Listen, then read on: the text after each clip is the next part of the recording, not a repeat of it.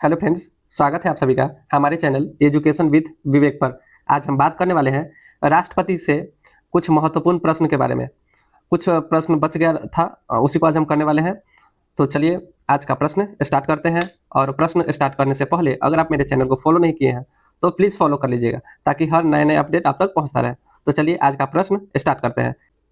हमारा प्रश्न है, भारतीय संविधान की अनुसूची में राष्ट्रपति किसके समक्ष शपथ लेता है? ऑप्शन नंबर ए है राष्ट्रपति, ऑप्शन नंबर बी है महान्यायवादी, ऑप्शन नंबर सी है लोकसभा अध्यक्ष, ऑप्शन नंबर डी है सर्वोच्च न्यायालय का मुख्य न्यायाधीश। इसका राइट आंसर हो जाएगा आपको ऑप्शन नंबर डी, यानी भारतीय संविधान के की अनुसूची के में राष्ट्रपति किसके समक्ष शपथ लेता है? तो सर्वोच्च न्यायालय के मुख्य न्यायाधीश के समक्ष लेता है शपथ। चलिए अगला प्रश्न की ओर चलते हैं।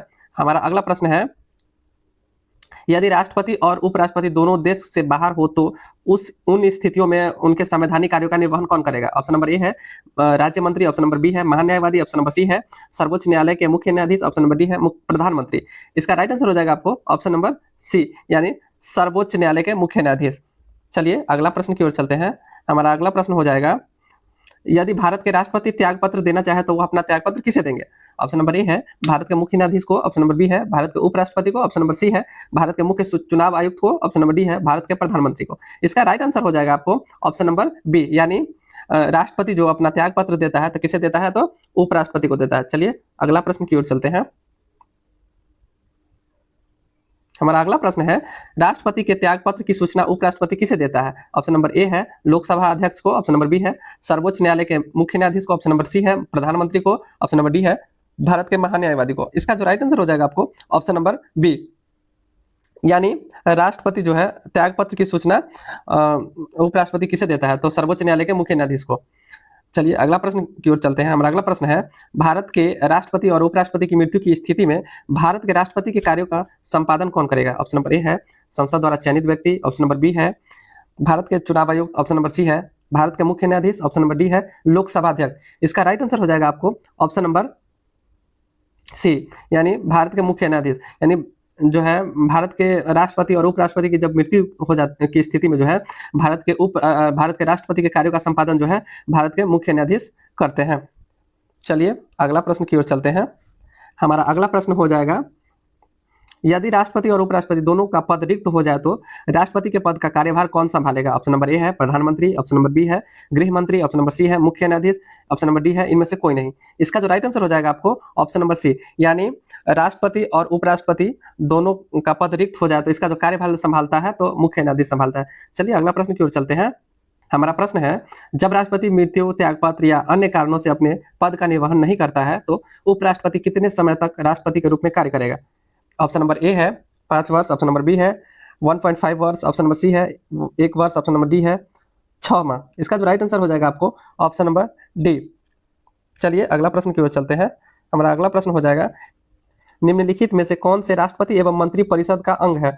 ऑप्शन नंबर ए है V V Giri, option number B है ज्ञानी Zail Singh, option number C है doctor Rajendra Prasad, option number D है डॉक्टर एस राधाकृष्णन। इसका राइट आंसर हो जाएगा आपको ऑप्शन नंबर सी, यानी जो है राष्ट्रपति एवं मंत्री परिषद का अंग जो है कौन हो जाएगा? तो डॉक्टर राजेंद्र प्रसाद।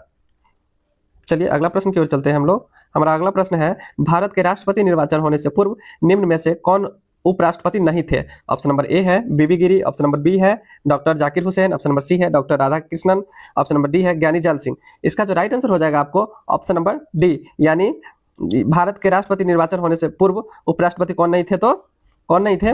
तो ये हो जाएगा आपको ज्ञानी जैल सिंह। इसका राइट आंसर हो जाएगा आपको ऑप्शन नंबर डी।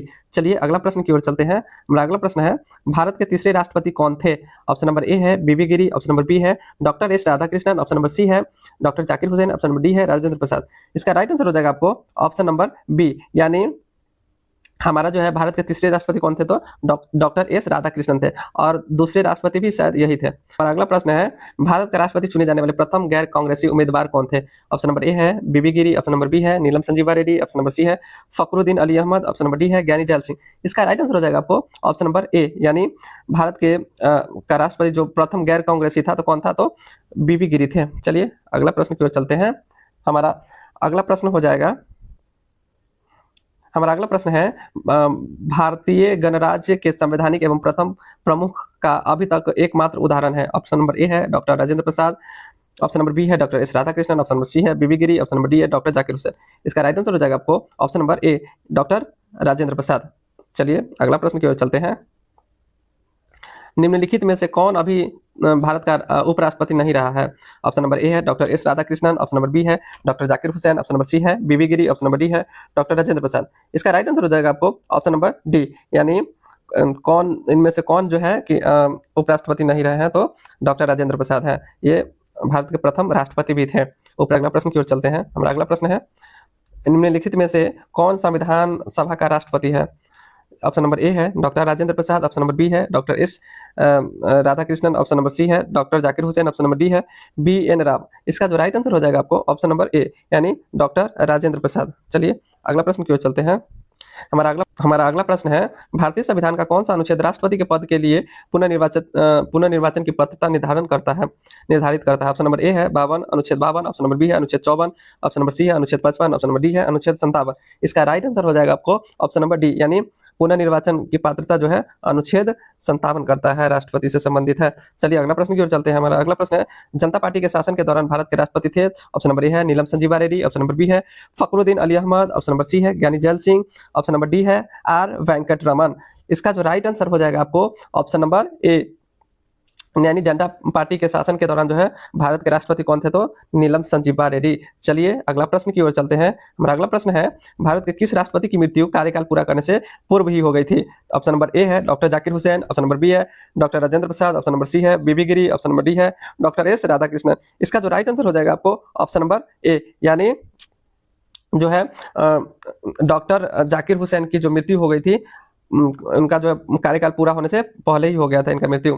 चलिए अगला प्रश्न की ओर चलते हैं। अगला प्रश्न है, राष्ट्रपति द्वारा लोकसभा में एंग्लो इंडियन समुदाय के कितने सदस्यों को मनोनीत किया जाता था? ऑप्शन नंबर ए है 7, ऑप्शन नंबर बी है 2, ऑप्शन नंबर सी है 4, ऑप्शन नंबर डी है 3। इसका जो राइट आंसर हो जाएगा आपको ऑप्शन नंबर बी, यानी जो है एंग्लो इंडियन समुदाय के कितने सदस्यों को जो है मनोनीत किया जाता था राष्ट्रपति द्वारा लोकसभा में। चलिए, भारत में से कौन भारतीय संघ का राष्ट्रपति होता है?